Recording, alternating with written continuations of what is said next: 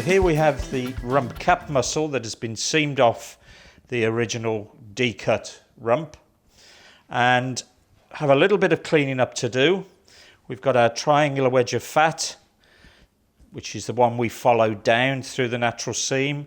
We have a thick silver gristle, and we have a little bit of a chain muscle. So it's trimming this down to an acceptable level. So we'll take off a little bit of underlying meat, and that can be used for further processing into mince.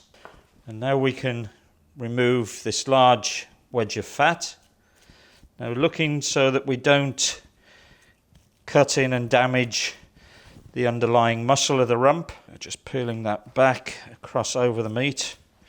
And also coming with this piece of fat is a thick silver gristle. So again, that needs to be removed.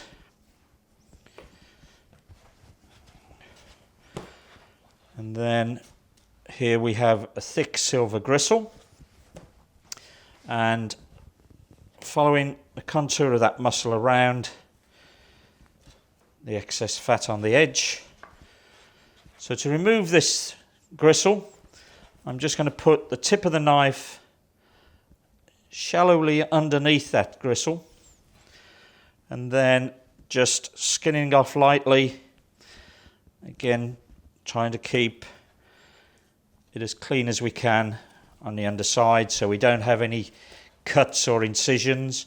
You can now see the fine texture of the meat up this end, but the long coarse grain of the muscle here. Traditionally, this would have been cut at this angle into steaks, but if you look at the grain, we'd actually be cutting down the grain of that muscle, which gives us a chewy bite. So the positive aspect of seam butchery is that we take out the individual muscle, and we can actually turn this round and cut across the grain at its narrowest. So we're going across it rather than cutting down traditionally the normal way. Finally though, before I slice this, I'm just going to reduce some of the fat thickness so I get an even covering. Taking a little bit of the fat off. I'm not taking all of it. I'm just making it more plate presentable. So just checking, we've removed all of the thick silver gristle, any excess fat, and what we're left with is a trimmed rump cap. We have two methods here. We can either produce a joint or we can cut it into steaks. So I will show you both methods. Here's another cap that I did earlier. Identical trimmed, just the external fat level.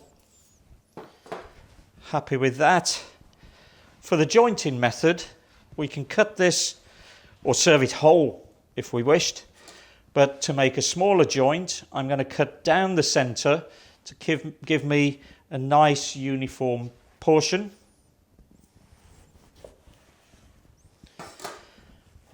I have one small section and one longer. I'm going to put some roasting bands, or we'll tie the piece up. The bands go on nice and easy. I'm not squeezing the meat, as we often forget that meat consists of a lot of moisture, and if we tie this up too tight, we will be squeezing that juice out of the meat during the cooking process. So we want to keep the succulence in. So there's our bands around the joint, evenly spaced, nice and tidy. We can use that as one joint. We can keep that as an individual joint and put bands on as well. And we can also just reduce the size of the bigger portion and cut that into two smaller mini joints. And there you have 3 little mini rump cap joints. Alternatively, we can take the same piece, and as I said before, instead of cutting traditionally down the grain, we can turn this around and cut across the grain, and I'll cut at a slight angle, and this will produce us our rump cap steaks, or what is also known as Picanha Steaks. Now when you cut a steak, you may need just to reduce the fat level, but that will be down to personal requirement. And again, just getting it even level, and that is our Picanha steak or our rump cap muscle.